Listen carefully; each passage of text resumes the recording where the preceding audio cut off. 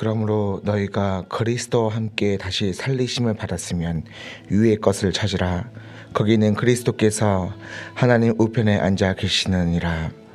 위의 것을 생각하고 땅의 것을 생각하지 말라. 아멘. 은혜와 풍성하시고 사랑이 많으신 하나님 아버지 감사합니다. 위의 것을 찾기 위해 이 자리에 모였습니다. 위에 계신 하나님의 보좌 우편에 계신 그리스도를 찾기 위해 하나님 이 새벽에 우리의 잠을 뚫고서 먼 길을 추위를 뚫고 달려왔습니다.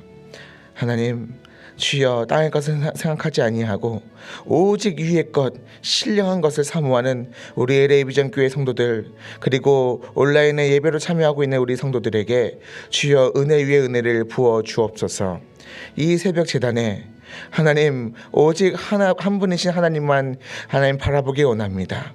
하나님 우리의 소원을 이 새벽에 기도할 때에 이루어 주시고 하나님 응답하여 주옵소서. 감사합니다. 예수님의 이름으로 기도드렸습니다. 아멘. 네, 우리 오늘 이렇게 기도했으면 좋겠습니다. 어제 저는 김경환 선교사님의 선교 보고죠. 선교 보고를 받았을 때 저에게도 적잖은 그런 충격을 받았습니다. 영적인 그런 충격을 받았습니다. 저는 저 한국에 계시는 저희 장인어른 목사님께서 이제 환갑이 넘으셔서 개척하신다고 것을 듣고서 참 대단하시다 생각했는데 67이시거든요. 이제 보통은 한국에서는 70이면 정년을 하고 요즘에 75으로 정년이 이제 연장이 되긴 했지만은 대개는 60 넘으면은 사실은 안 해요. 이제 마무리를 짓고 일본어로 시마이를 하게 되죠. 근데 그걸 보고 적잖이 제가 당황하게 되고, 저도 어제는 청년 때로 돌아가서 정말로 저에게도 마지막 날에 찬양을 부르면서 간절히 부르짖었던 것 같아요. 그런 게 얼마나 오래됐는지 모르겠는데 저분도 저렇게 하시는데, 야, 우린 아직 어려요, 그렇죠? 우린 아직 젊어요. 또 다른 내일도 있기에. 예, 서태지와 아이들의 그런 노래 가사 중에 하나인데, 우리는 아직 젊기에 또 다른 내일이 있기에, 하나님 우리가 내일이 있고 아직 우리가 젊다면은 우리가 그 일을 할 수 있도록 우리에게 힘을 주옵소서. 하나님 교회에 활력을 주시고요. 이 활력이 있다는 것 자체가 사실 부흥이라는 어원이거든요. 다시 살아나다. 이 교회에 다시 활기가 넘치게 해주시옵소서. 필요하시면 주께서 성령의 생기를 불어주셔서 다시 우리가 생명이 되는, 그것이 다시 깨달아지는 그런 역사도 있게 해주시고요. 하나님 그런 역사가 우리에게도 있게 해주옵소서. 예, 그런 간절한 좀 부르짖음까지는 아니더라도 그런 간절한 마음을 담아서 기도했으면 좋겠습니다. 기도하시겠습니다. 하나님 감사합니다. 주님, 우리에게도 아직 젊음이 있다면, 하나님 우리에게도 다시 사명이 있다면, 우리가 아직 그것이 멈추지 않았다면 하나님 우리에게도 이와 같은 일들을 허락하여 주옵소서. 교회를 다시 세우는 마음으로, 하나님 우리가 다시 믿음 생활을 시작하는 마음으로, 우리가 다시 주 앞에 무릎을 꿇고 우리가 뜨겁게 부르짖는 그 마음으로, 하나님 우리가 이 LA 비전 교회에 우리의 믿음을, 우리의 마음을, 우리의 영혼을 쏟게 하여 주옵소서. 하나님 우리의 활기가 다시 넘치기 원합니다. 영적인 활력이 다시 일어나기 원합니다. 주여, 주께서 필요하시다면 우리에게 주의 영을 다시 새롭게 부어주옵시고 새 영을 부어주셔서 새 노래를 주 앞에 드리게 하여 주옵시며, 하나님 그렇게 하여서 하나님 이 새벽 제단을 우리가 쌓는 우리 성도들 뿐만 아니라, 하나님 간신히 주일에 나오는, 간신히 주여 믿음의 생활을 유지하고 있는 우리 성도들에게 하나님 그들에게도 영적인 활력을 부어주셔서 하나님 이와 같이 우리 함께 교회가 되게 하여 주옵시고 한 분이신 하나님을 섬기게 하여 주옵소서. 하나님 주여, 우리에게 이러한 뜨거운 마음 우리에게 다시 허락하여 주셨고, 우리에게 다시 침체되었던 우리에게 하나님 우리의 은사를 우리 다시 부를 듯이 일어나게 하여 주옵시며, 하나님 기도하는 우리에게 불로서 역사하여 주옵소서. 기도하는 우리의 이 자리에서 하나님 기도가 끊이지 아니하도록 하여 주옵소서. 하나님의 나라를 위해서, 하나님께서 세우신 교회를 위해서, 하나님께서 만나게 하신 우리 하나님 성도들을 위해서, 우리의 이웃들을 위해서 이와 같은 일들이 이루어지게 하여 주옵소서. 감사합니다. 예수님의 이름으로 기도드렸습니다. 아멘. 예, 오늘 우리에게 주신 말씀은 구약성경 욥기 36장 16절에서 33절 말씀입니다. 구약성경 욥기 36장 16절에서 33절 말씀입니다. 저희가 합독하겠습니다. 그러므로 하나님이 그대를 환난에서 이끌어내사 좁지 않고 넉넉한 곳으로 옮기려 하셨은즉 무릇 그대의 상에는 기름진 것이 놓이리라. 이제는 악인이 받을 벌이 그대에게 가득하였고 심판과 정의가 그대를 잡았나니 그대는 분노하지 않도록 조심하며 많은 뇌물이 그대를 그릇된 길로 가게 할까 조심하라. 그대의 부르짖음이나 그대의 능력이 어찌 능히 그대가 곤고한 가운데에서 그대를 유익하게 하겠느냐. 그대는 밤을 사모하지 말라. 인생들이 밤에 그들이 있는 곳에서 끌려가리라. 삶과 악으로 치우치지 말라. 그대가 환난보다 이것을 택하였느니라. 하나님은 그의 권능으로 높이 계시나니 누가 그같이 교훈을 베풀겠느냐. 누가 그를 위하여 그의 길을 정하였느냐. 누가 말하기를 주께서 불의를 행하셨나이다 할 수 있으랴. 그대는 하나님께서 하신 일을 기억하고 높이라. 잊지 말지니라. 인생이 그의 일을 찬송하였느니라. 그의 일은 모든 사람이 우러러보나니 먼 데서도 보느니라. 하나님은 높으시니 우리가 그를 알 수 없고 그의 횟수를 헤아릴 수 없느니라. 그가 물방울을 가늘게 하시며 빗방울이 증발하여 안개가 되게 하시도다. 그것이 구름에서 내려 많은 사람에게 쏟아지느니라. 겹겹이 쌓인 구름과 그의 장막의 우레소리를 누가 능히 깨달으랴. 보라, 그가 번갯불을 자기의 사면에 펼치시며 바다 밑까지 비치시고 이런 것들로 만민을 심판하시며 음식을 풍성하게 주시느니라. 그가 번갯불을 손바닥 안에 넣으시고 그가 번갯불을 명령하사 관역을 치시도다. 그의 우레가 다가오는 폭우를 알려주니 가축들도 그 다가옴을 아느니라. 아멘. 오늘은 이 말씀을 중심으로 괴로울 때 주님의 얼굴을 보라라는 제목의 설교를 은혜로 나누겠습니다. 제가 이건 사실 여러분 잘 아시는 복음성가 찬양이죠. 이 찬양을요, 사실 제가 한월산 기도원에서 1년 반 동안 화요일 목요일 아침 10시 집회에 찬양 인도를 할 때에 특히 목요일에 찬양의 인도의 문을 여는 찬양이었습니다. 주중에 기도원에 올라오시는 분들은요, 대부분은 하나님을 경외하시는 분들이에요. 보통 믿음이 있으신 분들이 아닙니다. 그런데 그분들이 왜 기도원까지 올라왔는가? 예, 반드시 하나님의 응답을 들어야 하는 절박한 상황과 괴로운 심정이 있다는 것이죠. 구약 성경에 한나가 예배를 다 드렸어요. 화목제를 드렸어요. 근데 마음에 근심이 가득해요. 그래서 홀로 성전에 올라가서 기도하잖아요. 그런 것이에요. 축제 예배와 같은 그런 교회의 일반적인 예배로는 자신의 수심을, 자신의 근심이 해결될 수가 없는 거예요. 그래서 올라오는 거거든요. 자, 그런 분들이 기도원에서 은혜를 받는다는 것은 무엇을 의미할까요? 어떻게 울며 왔다가 웃으며 돌아가는 경우가 많거든요. 뭐 때문에 그럴까요? 상황이 수습해서 그럴까요? 문제가 해결되었던 건가요? 아니에요. 아닙니다. 그것도 물론 굉장히 좋은 응답이고 정말 하나님께 영광 돌릴 일이지만은 그것보다 더 중요한 것이 있는데 대부분 하나님과의 관계가 회복되었다는 거예요. 그 성도가요, 하나님 앞에서 탄식을 해요. 항변하는 과정을 욥이 했던 것처럼 그대로 겪을지도 몰라요. 그런데요, 탄식과 항변 가운데에 나는 그래도 하나님을 놓지 않겠다 하면서 기도원에 올라왔는데, 그런데 하나님에 대한 오해가 생겨요. 하나님 나한테 이러신 분이 아니었는데, 하나님, 나는 어떤 하나님의 얼굴을 바라봐야 합니까? 그런 마음을 갖다가요, 비로소 거기서 강사 목사님의 부흥사님의 그런 설교를 들으면서 그때서야 진짜 하나님의 얼굴을 찾게 됐고요. 하나님, 내가 오해했었네요. 내가 하나님을 잘못 봤었네요. 하나님, 내가 다시 주님을 붙잡겠습니다. 그런 심정으로 얼굴에 수심이 사라지고, 저는 그것을요, 씻은 듯이 낫는다는 표현을 하거든요. 정말로 마음에 근심이 있던 사람이 기도할 때요, 얼굴이 확 스마일해져요.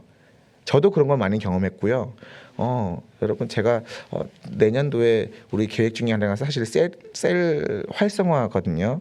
셀 축제도 나중에 하게 되고 하는데 그 셀들의 정말로 활성화가 될 때에 그 중에 하나가 사실은 우리 성도들끼리 평신도끼리 서로 기도하는데 근심에 쌓였던 그 성도들이 셀 모임하고 나아가서는 활짝 웃으며 나아가는 거죠. 그게 사실 셀의 활성화고 교회의 활성화가 아니겠습니까? 그리고 사실은 기도원에 올라오셨던 분들이 그렇게 돌아가는 거죠. 네. 그래서 하나님과의 관계가 회복되는 것의 시작은요. 내가 오해하였던 하나님의 이미지가 바로 잡히는 거예요. 네. 우리는요 고난 중에 탄식과 항변 속에서 하나님의 모습에 대해서 왜곡되게 그런 이미지를 그릴 때가 많거든요. 그걸 인정해야 돼요.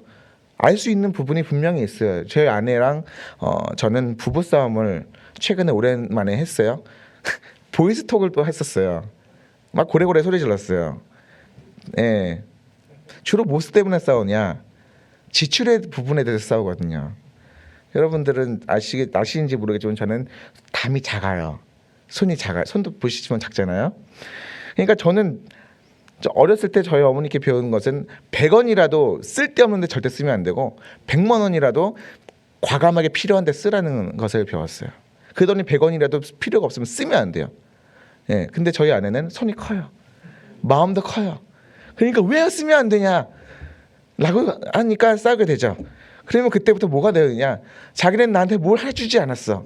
자기는 나한테 뭘 해주지 않아. 두세 가지가 나와요. 근데 제가 7년째 이거 듣잖아요. 아이고 죄송해요. 7년째 듣잖아요. 그럼 제가 뭔 얘기 하겠어요. 그때 하나님께서 저에게 지혜를 주신다고 저는 확신을 해요. 그거 빼고 내가 다 해줬잖아. 그거 빼고 다 해줬어. 그러니 갑자기 말문이 딱 막혀요. 예, 뭘 의미할까요? 우리 아내, 저와 저희 아내가 싸울 때에 저희 아내가 저를 어떻게 바라봅니까? 왜곡되게 바라보는 거예요. 나를 그거 이외에는 다 해줬는데 그 두 가지 세 가지 나한테 이것도 안 해주고 남들은 이거 다 해줬는데 비교식 아주 그냥 하죠. 예, 그런 게 막 왜곡되게 막 저를 막 얘기를 해요. 그러다가 최근에 또 제가 갑자기 카톡으로 재난지원금 그게 막 31일까지 써야 된다고 한국에서 써야 된다고 했는데 카드가 이거 어떻게 하지 보내야 되는데 하는데 저희 아내가 그거를 카드를 갖고 있다고 그거 바로 쓰라고 그랬더니 갑자기 자기는 나한테 모든 걸 다 해줬다고 나에게 자기는 최고라고. 예, 이것도 전 좀 왜곡됐다는 생각을 하는데 저는 많이 해주려고 노력하지만 다 해주진 않았거든요. 그러니까 왜 왜곡됐어요? 제 얼굴이 왜 저희 아내에게서 왜곡됐을까요? 문제가 뭘까요? 마음이에요. 저를 바라볼 때의 그 마음이 좋게 여기거든 저를 100%, 101%다 해줬다고 생각을 하고요. 조금이라도 그게 안 되면은 50%, 30% 깎아지게 되는 거예요. 네, 그게 저희 아내와 저의 문제뿐만 아니라 성도와 하나님과의 관계에서 성도의 마음에 불편하고 성도의 마음에 탄식과 항변이 있을 때에 하나님을 온전한 모습으로 바라보는 것이 아니라 왜곡된 모습으로 바라볼 수 있다는 거죠. 네, 우리가 욥기에서 욥의 고난 가운데에 이런 부분이 분명히 있는 거잖아요. 하나님은 왜곡해서 말해요.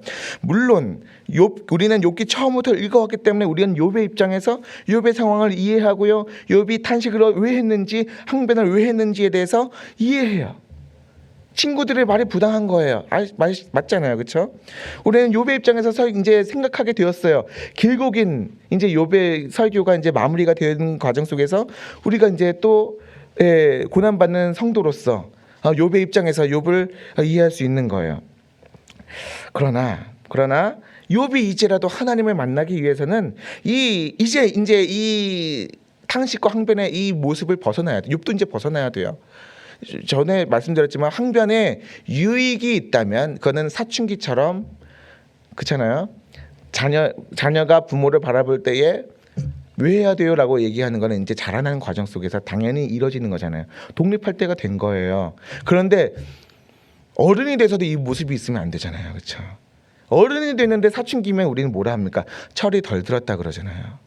예, 어른이 이제 그 탄식과 항변의 때가 있는데 모든 것은 때가 있지만은 그 때를 넘어서 이제 하나님과 동행하고 성숙되어서 이제 또 다른 자녀를 또 다른 성도를 양육해야 되는 리더의 역할이 있을 때에는 이제 그 모습을 벗어야죠. 하나님께서 그걸 원하시는 거예요. 그렇기 때문에 아직 남아있는 탄식하고 항변하는, 그리고 그 가정 가운데에 남아있는 욥에게서의 그런 하나님의 왜곡된 그런 이미지를 너 그거 잘못했다 라고 얘기할 사람이 누구예요? 사실 엘리후거든요. 엘리후가 그러한 역할을 지금 감당하고 있는 겁니다. 예, 그렇게 이해를 하시면 될 것 같고요. 이제 우리 본문 말씀을 보겠습니다. 16절입니다. 16절 같이 읽겠습니다. 그러므로 하나님이 그대를 환난에서 이끌어내사 좁지 않고 넉넉한 곳으로 옮기려 하셨은즉 무릇 그대의 상에는 기름진 것이 놓이리라. 아멘. 제가 그렇죠. 엘리후가 욥에 대해서 좀 정리를 했어요. 욥이 왜 어떻게 하나님을 왜곡되게 얘기했는지에 대해서 정리를 했는데 33장 9절에서 11절 말씀에 욥은 자신을 향해서 나는 깨끗하고 악인이 아니며 순전하고 불의도 없다라고 사무고라고 신학자들이 정리를 했더라고요. 또 그러면서 그에 대해서 하나님에 대해서도 왜곡되게 얘기를 해요. 하나님은 나에게 잘못을 찾으시는 분이야. 하나님은 나를 자기의 원수로 여기시는 분이야. 내 발에 착고를 채우시는 분이야. 나의 모든 길을 감시하는 분이야 라고 얘기해요. 이게 뭐예요? 이게 하나님의 진짜 모습이에요? 아니요. 고난을 받을 때 욥은 자신에게 솔직했지만은 하나님을 그렇게 왜곡되게 바라보는 거예요. 자신의 마음에 그만큼 힘들었지만 그렇게 해서 하나님의 모습이 왜곡되게 비춰진 거죠. 또 35장 5절에서 6절에서 엘리후는 또 꼬집습니다. 욥이 얘기하기를 내가 의로우나 하나님이 내 의를 부정하셨고 내가 정당함에도 거짓말쟁이라 하셨고 나는 허물이 없으나 화살로 상처를 입었노라 라고, 나는 이런데 하나님이 이랬었습니다라고, 욥 너 그랬지? 라고 엘리후가 다시 꼬집었어요. 네. 욥이 이런 말을 한 것이 사실이긴 해요. 여기서 이미 다 써 있잖아요. 예. 그러나 우리는 이 사실을 알아서 그렇게까지 막 우리가 막 새 친구처럼 혹은 엘리후처럼 이렇게 몰아갈 수는 없지만, 그러나 욥은 요거를 벗어나야 된다. 다시 한번 우리가 상기를 하고요. 그래서 16절에서 엘리후가 하나님이 가로 열고 그대를 대한 하나님의 환난을 베푸신 그 계획이 끝나면 가로 닫고 그대를 이끌어내사 좁지 않고 넉넉한 곳으로 옮기려 하셨은즉 무릇 그대의 상에는 기름진 것이 놓이리라 라고 엘리후가 얘기를 합니다. 그 후에 17절에서 23절 계속 읽어보겠습니다. 이제는 악인의 받을 벌이 그대에게 가득하였고 심판과 정의가 그대를 잡았나니 그대는 분노하지 않도록 조심하며 많은 뇌물이 그대를 그릇된 길로 가게 할까 조심하라. 그대의 부르짖음이나 그대의 능력이 어찌 능히 그대가 공고한 가운데에서 그대를 유익하게 하겠느냐. 그대는 밤을 사모하지 말라. 인생들이 밤에 그들이 있는 곳에서 끌려가리라. 삶과 악으로 치우치지 말라. 그대가 환난보다 이것을 택하였느니라. 하나님은 그의 권능으로 높이 계시나니 누가 그같이 교훈을 베풀겠느냐. 누가 그를 위하여 그의 길을 정하였느냐. 누가 말하기를 주께서 불의를 행하셨나이다 할 수 있으랴. 네, 23절까지죠. 네, 맞습니다. 이어서 엘리후가 욥에게 대한 하나님께 대한 회개를 촉구하는데요.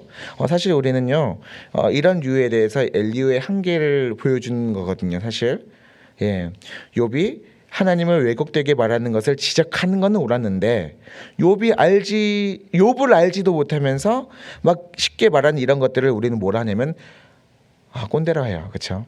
잘 모르는 거에 대해서. 근데 여러분 아세요? 저도 꼰대력 테스트 했거든요. 저도 젊은 꼰대로 나오더라고요. 꼰대로 의심받을 수 있습니다. 저도 제가 대하는 중고등부, 옛날에 한국에 있었던 거 중고등부라든가 그런 뭐 아이들을 대할 때에 참 라떼는 많이 했던 것 같아요. 커피 라떼도 아니고 자꾸 라떼는 마련하지 그러지 않았는데, 그들을 이해하지 못하고 그냥 내 생각대로 막 얘기하는 거예요. 그러면 엘리후는 결국 뭐예요? 젊은 꼰대죠. 그렇게 이해하시면 돼요. 엘리후는 욥을 이해를 못하는 사람이에요. 그러나 엘리후는 엘리후가 할 수 있는 그 분량만 감당하면 됐고요. 엘리후가 이제 그런 젊은 꼰대의 역할을 감당할 때에 사실 그래서 욥의 새 친구들과 크게 다르진 않죠. 그냥 그렇게 이해하시면 돼요. 욥도 그렇게 이해했을 거예요. 그러나 욥에게 뭘 합니까? 회개를 촉구해요. 그런데 너 회개해야 돼. 회개 안 하면 이렇게 될 거야. 저렇게 할 거야. 이렇게 될 거야. 저렇게 될 거야라고 하는 건 버리고 회개해야 돼. 요것만 기억하시면 됩니다. 네. 그래서 욥도 그 뭐 이래야 돼, 이럴 거야, 저럴 거야는 다 빼고 회개해야 돼. 그거에 대해서는 마음을 가졌을지도 몰라요. 네. 그리고 엘리후는 이제 욥에게 이게 사실은 찬양이거든요. 25절부터는 24절 25절부터는 그래서 찬양을 통해서 욥에게 하나님을 바라보라고 합니다. 먼저 24절 25절 읽겠습니다. 그대는 하나님께서 하신 일을 기억하고 높이라. 잊지 말지니라. 인생이 그의 일을 찬송하였느니라. 그의 일을 모든 사람이 우러러 보나니 먼 데서도 보느니라. 아멘. 엘리후는 그대가 하나님께서 하신 일을 기억하고 높이라, 잊지 말라라고 하였습니다. 네, 우리가 고난 가운데 하나님의 이미지가 우리 하나님에 대한 그런 이미지가 왜곡되지 않게 하고 우리의 믿음이 흔들리지 않게 하기 위해서는 먼저 뭘 해야 됩니까? 하나님이 과거에 우리에게 무엇을 하셨는지를 기억하고 그 일을 일단 높이는 거예요. 우리는 이것을 뭘 합니까? 찬양이라고 합니다. 찬양은 제가 어디서 들었어요. 불러 가면 어디가 있겠죠. 어떤 출처가 있겠죠. 예, 찬양은 과거에 우리를 구원하신 일들을 노래하는 거예요. 경배는요, 오늘 우리가 하나님의 이름을 높이는 거예요. 이거 합쳐서 찬양과 경배예요. 네, 우리가 찬양을 하는데 또 우리가 과거에 우리가 이와 같이 행하심을 우리가 다시 돌아볼 때에 하나님 나한테 옛날에 이르셨지. 뭐가 하나님의 마음일까? 나를 향하신 하나님의 마음이 무엇일까? 그러면 당연히 이 기간보다 이 기간이 더 많았을 거예요. 하나님과 동행했던 그 기간, 하나님께서 나를 사랑하시는 기간, 하나님께서 나를 높이셨던 그 기간이 더 많았을 거예요.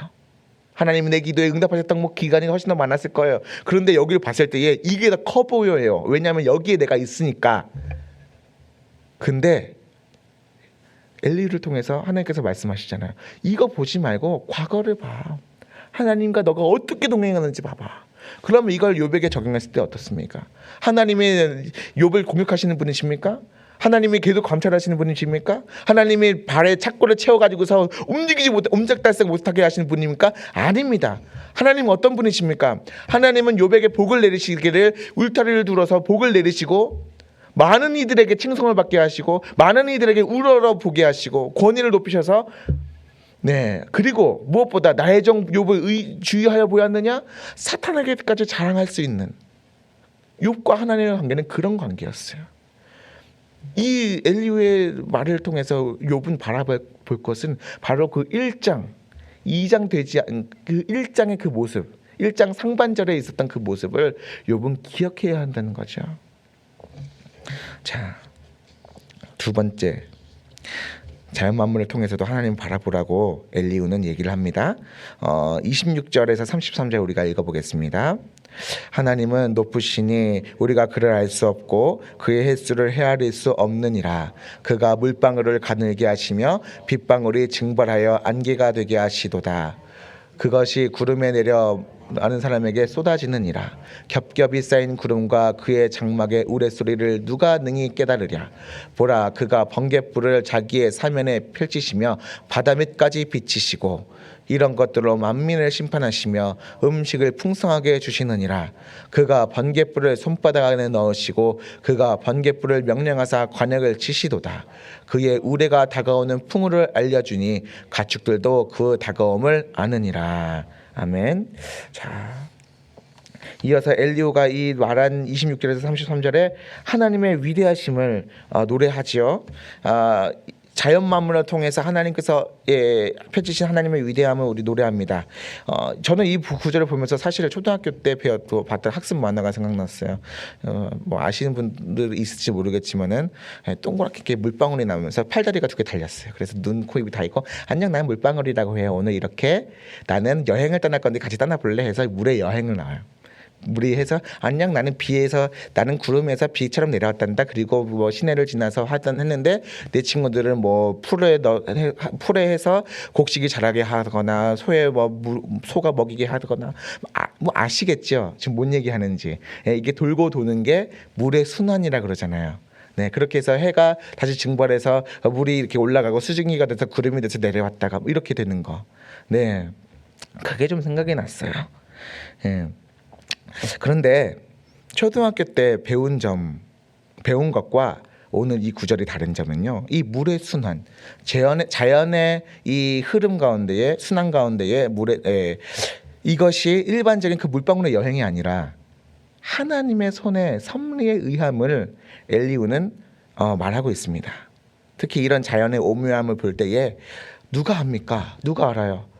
사람들은 모르는데 가축들은 알아요.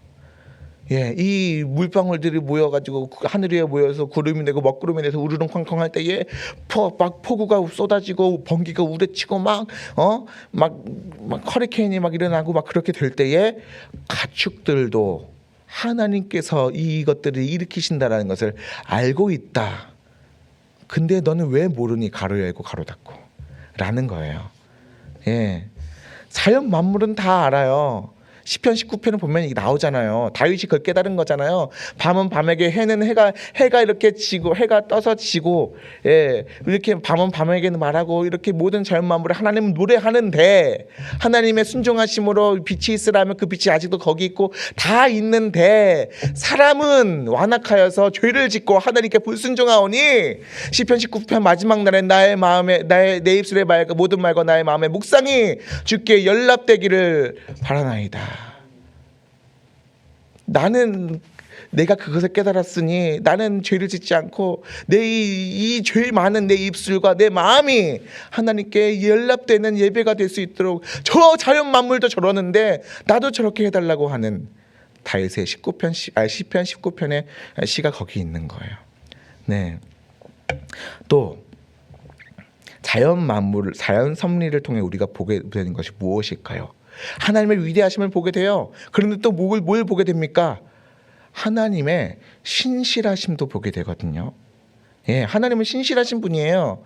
그 신실하심 때문에 마태복음에 뭐라 말씀하십니까? 해를 비추고 비를 내리는 자연의 섭리 가운데서도 드러나시는데 하나님은 해를 악인과 선인에게 비추시며 비를 의로운 자와 불의한 자에게도 내려주시기 때문입니다. 그래서 예수님이 뭐라 하세요? 원수를 사랑하라. 하나님도 이와 같이 하시느니라. 네. 예레미야도요. 예루살렘의 멸망한 가운데 밤새도록 폐허가 된 도성을 바라보면서 울어요. 웁니다. 하나님 어찌하여 이 도성에 이런 심판을 내리십니까? 우리를 포로로 잡혀가게 하시고 젖먹이에게 그 엄마를 잃어버리게 하시고 이렇게 하십니까? 어찌하여 이런 일이 있습니까? 라고 하는데 아침에 해가 딱 떠올라요. 그러면서 이것들이 아침마다 늘 새로우니 주의 성실하심이 크시도소이다.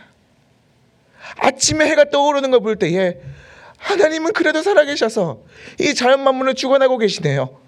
하나님께서 신실하시기 때문에 우리도 다시 돌아올 줄로 믿습니다. 라고 예레미야가 얘기를 하죠. 그러면서 또 예레미야가 우리를 향하신 하나님의 마음을 밝히죠. 그가 비록 근심하게 하시나 그의 풍부한 인자하심에 따라 긍휼히 여기실 것임이라. 주께서 인생으로 고생하게 하시면 근심하게 하심은 본심이 아니시로다. 아멘. 예레미야도 욥처럼 아니면 욥과 같이 욥보다 더 하나님의 마음, 하나님의 이미지가 막 왜곡됐었잖아요. 자신의 개인적인 문제부터 시작해서 자신이 매를 맞고서 얼굴에 그래서 갇히고, 그러면서 더 심각했던 거는 자신의 눈을 뜨면서 이 도성이, 예루살렘 도성이 망하게 되고, 그러면서 자신은 바벨론에게 포로로 끌려가는 것이 하나님의 뜻이라고 얘기해야만 하는, 얼마나 괴로운 심정이 거기 있겠습니까? 전해야만 하는 그 선지자의 괴로움. 예.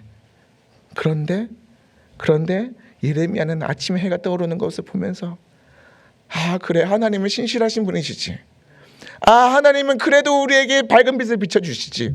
아 그래도 하나님은 이와 같이 우리에게 근심하게 하시는 것은 본심이 아니시겠지. 우리에게 이와 같은 환란을 주셨으니까 다시 우리에게 이와 같이 회복되게 하시겠지. 왜곡되었던 예레미야가 하나님에 대한 그 이미지가 왜곡되었던 그 마음이요, 아침 해가 떠오른 때에 그 아침 해를 주관하신 하나님의 손을 보고 그 마음이 다시 회복되는 거예요. 이 이미지가 다시 회복되는 거예요. 네, 그래요. 욥이 지금 엘리후의 그 말을 통해서요, 가시들 다 제거하고, 하나님의 얼굴을 바라봐, 왜곡된 그 이미지에서 벗어나 하나님을 직면해야 된다는 것을 깨닫게 되는 거예요. 뭘 통해서? 과거의 일들을 통해서, 과거에 하나님께서 나에게 무엇을 하셨는지를 통해서, 또 그것도 바라보기 힘들면은 이 자연만물, 오늘 내가 보는 이 하늘과 땅을, 오늘도 내 호흡할 수 있는 이 공기, 이걸 통해서라도 하나님을 좀 봐라. 너가 생각하는 그 하나님의 모습이 그게 아니거든. 욥이 지금 욥에게 엘리후가, 그리고 엘리후를 통해서 하나님께서 지금 말씀하셨습니다. 그러므로 우리 중에 고난당해 괴로운 자가 있다면 우리는 반드시 그에게 하나님을 바라볼 것을 권면해야 합니다. 어쩌면 그도 욥처럼 하나님께서 나에게 이러한 일을 경험하게 하셨는데 이런 일을 부당합니다. 하나님 나한테 이렇게만 하시는 분입니다. 남들은 다 주는 복은 나는 받지 못합니다. 하나님 나를 버리셨습니다 라고, 하나님 나에게만 이런 일을 하셨습니다 라고 하나님에 대해 오해를 하게 되고 하나님에 대해 왜곡된 이미지를 가지게 될지도 모릅니다. 그때 우리는요, 조심해야 되죠. 욥의 세 친구나 또 엘리후가 범한 거대로 꼰대로서 다가가지 말아야 되고요, 겸손하고 친절하게 다가가서 반드시 하나님의 얼굴을 다시 찾고 하나님과의 관계가 다시 회복되기를 기도해야 합니다. 어쩌면 우리가 그를 바꿀 수 있다는 교만함은 버려야 돼요. 우리의 그런 성급한 마음, 하나님 내가 이를 위해서 기도하면 이가 바뀔 것입니다 라는 그런 것을 어떻게 보면 교만하고 성급한 마음일지도 몰라요. 우리가 뭔데? 우리는 그냥 우리일 뿐이잖아요. 그러나 우리의 권면과 위로가요, 그에게 어떤 조그만 동기가 부여되게 될 수도 있어요. 그렇게 해서 어쩌면은 내가 치사하고 들어가지고 내가 예수님한테 다시 나가야겠다 라고 할지도 몰라요. 내가 저 소리 계속 듣느니 내가 작심하고 내가 기도 한번 해야겠다 라고 얘기할지도 몰라요. 그러면 사실 성공이죠. 그를 하나님 앞에 대면하게끔, 하나님과의 관계가 어그러진 것이 문제라면 하나님 앞에서 그 관계가 회복되는 것도 당연한 거잖아요. 딴 데서 찾는 것이 아니라 하나님을 바라봐야 그 모습이 그 관계가 회복되고 그 마음의 심량이 다시 회복되는 거잖아요. 그런 일들이 있을 수 있도록 우리가 기도해야 합니다.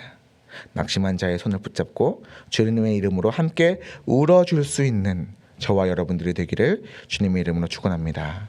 아멘. 네, 오늘 우리 들으신 설교를 기억하시면서요, 우리 고난 중의 성도에게 왜곡된 하나님의 이미지를 바로 잡을 수 있는 우리가 그런 멘토가 되게 해달라고 기도했으면 좋겠습니다. 내일 주일인데 내일 우리가 만나는 우리 성도에게 어쩌면 그 성도가 웃는 얼굴로 오지만은 어쩌면 그 마음에 수심이 있고 근심이 있다면은 그와 함께 울어주고 그와 함께 그를 위로하는, 주의 이름으로 주의 마음으로 위로할 수 있는 그러한 평신도들, 그런 위대한 평신도들이 되게 해달라고 우리가 기도하시면서 개인 기도함으로 우리가 더 나아가겠습니다. 기도하시겠습니다. 하나님 감사합니다. 주님, 우리에게 이러한 말씀을 듣게 하셨고 또한 하나님 이런 말씀을 전하게 하심을 또한 감사합니다. 하나님, 우리가 주님을 찾기 원합니다. 우리가 우리의 눈을 들어서 위를 바라보게 하시고 우리의 눈을 들어서 주를 바라보게 하시옵고, 우리가 혹시 우리에게 하나님, 우리가 바라보는 하나님의 모습이 이미지가 왜곡되었다면 우리가 주를 바라봄으로 다시 바로잡게 하여 주옵소서. 우리의 근심과 탄식과 항변 가운데에 하나님, 우리가 주님을 잘못 보게 되었다면 이것을 하나님 바로 보게 하여 주옵소서. 우리가 근심에 쌓인 이들을 함께 울어주기 원합니다. 하나님, 그러한 LA 비전교회가 되게 하여 주옵시고 그러한 하나님 공동체가 되게 하여 주옵소서. 하나님 주여, 우리의 서로의 하나님 성도의 모든 교제 가운데 하나님께서 응답하여 주옵시고 성도의 모든 하나님 기도와 부르짖음 가운데에 하나님 역사하셔서 하나님 씻은 듯이 낫는 그 수심과 근심이 씻은 듯이 낫게 하여 주옵시고 그 문제가 해결되는 하나님 거룩한 공동체 되게 하여 주옵소서. 내일의 예배 가운데에 그러한 역사가 있게 하여 주옵시고 내일의 예배 가운데 하나님 영광도 받으시는 하나님 성령의 서로 교통하심, 성령의 역사하심 가운데에 성도가 서로 교통하는 역사가 있게 하여 주옵소서. 하나님 감사합니다.